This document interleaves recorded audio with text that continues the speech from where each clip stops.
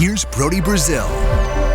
As of a couple weeks ago, the Tampa Bay Rays officially announced their temporary home for the 2025 Major League Baseball season and maybe beyond.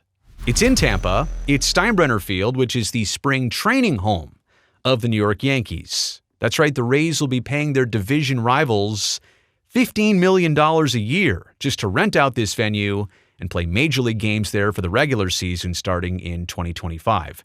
None of this is optimal. None of this is normal. I mean, the roof literally got ripped off of Tropicana Field with Hurricane Milton. The Rays can't go back there.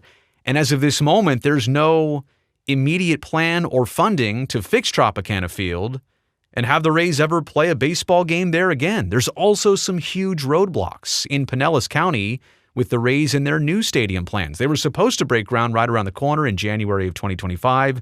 They were hoping to open up that stadium by 2028, but it's looking like on both sides and for multiple reasons, that deal may not happen. So it's a crazy temporary situation here, a major league team in a minor league ballpark. In fact, two of those situations across baseball next year.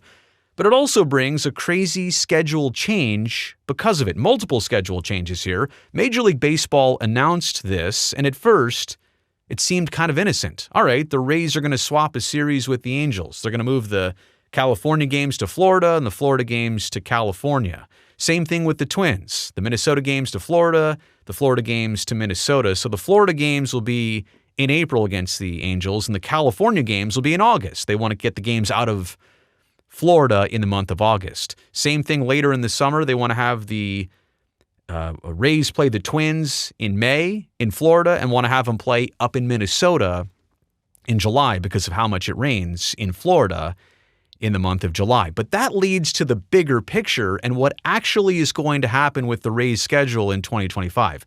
This is insane. This is difficult for players and travel, and it does not give the Rays a real advantage here. Maybe at the beginning of the season it does, because the Rays will play 19 of their first 22 games at home. In fact, of the first 59 games of the Rays season, 47 of those will be home games. That is a huge imbalance, and you know what that leads to in the second half of the season. Of the final 103 games of the Rays season in 2025, 69 of those will be on the road. Just round the numbers. 70% of the Rays games of the last 100 games are going to be on the road. It's a back-heavy, road-heavy travel schedule in the second half, the majority of the second half of the season for the Tampa Bay Rays. When do you ever see anything like that?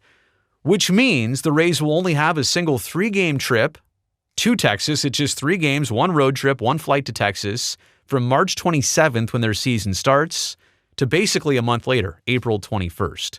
There's also only 3 total home games from July 3rd to the 31st. Essentially, a majority of the month of July is played away from Florida. And yes, the All-Star game and break is included in that July 3rd to 31st span, but the Rays will barely even be in Florida in the month of July. There's also a road trip from August 4th through the 18th, and I think that is so taxing to understand what a 2-week Major League Baseball road trip is like. There's multiple long ones. That's the biggest one, and it comes at a very late portion of the season.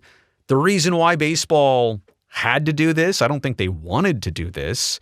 They're looking at the average rainfall in Tampa. This is something they've never had to deal with before because the Rays have always been indoors at Tropicana Field. None of this has ever been a concern for Major League Baseball. Now it's a huge obstacle. Doesn't rain much in April, 2.25 inches on average from the years 1991 to 2020, according to the National Weather Service. In May, it rains a little bit more, but then take a look at June. 7.37, then 7.75, then 9 inches of rain on average in the month of August. It rains a lot. September, it goes down just a little bit, but still, that is a significant more amount of rain than the first 2 months of the season. Baseball is essentially looking at this and trying to cram as many home games as they can in those first 2 months to avoid the rest of this schedule. It's obvious, right, what they're trying to do. There are inevitable delays, inevitable postponements, inevitable Double headers. That's not designated hitter, by the way. DH, I know, for baseball fans, designated hitter. I'm talking about double headers here.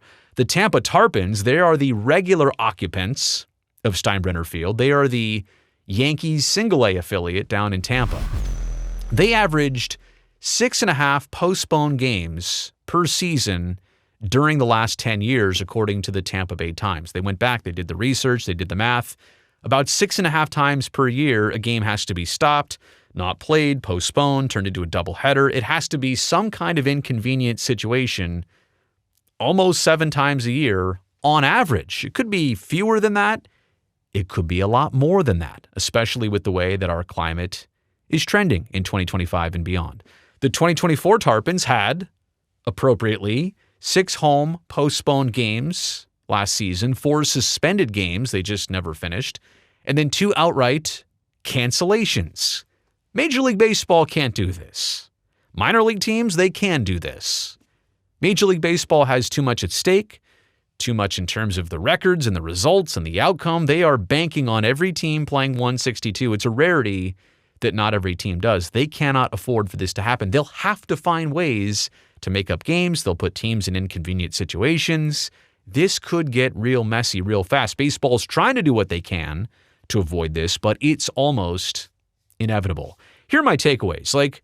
Rays players have always had the distinct disadvantage of playing indoors, number one, because baseball is just different, but always playing half their games on artificial turf.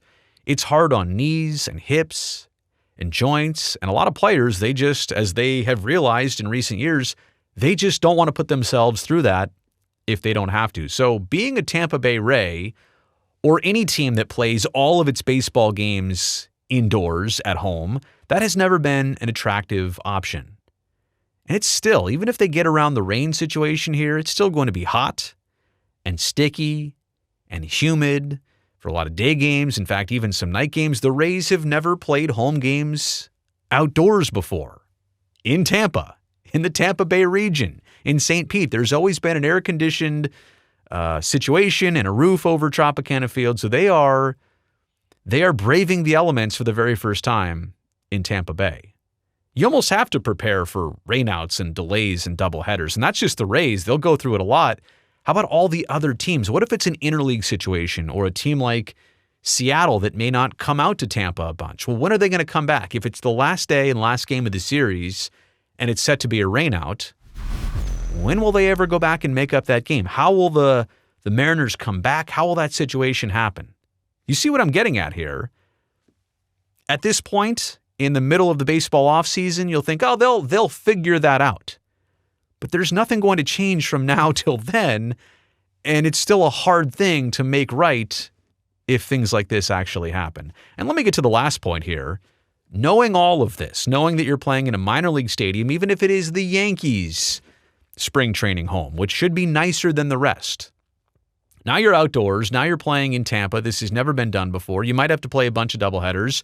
Who knows how many years the Rays will be at Steinbrenner Field as opposed to a major league caliber venue and facility. At least they don't have to change markets. They're still living and finding their homes in Tampa or St. Pete. But do you want to play for the Rays knowing that your home field situation is this? It's going to be hard for them this current winter to sign free agents if, in fact, that was their intention. So a crazy situation and now a crazy home schedule to go along with it. Baseball is really being flexible here under these circumstances. It kind of makes you wonder, how long will a temporary situation like this last?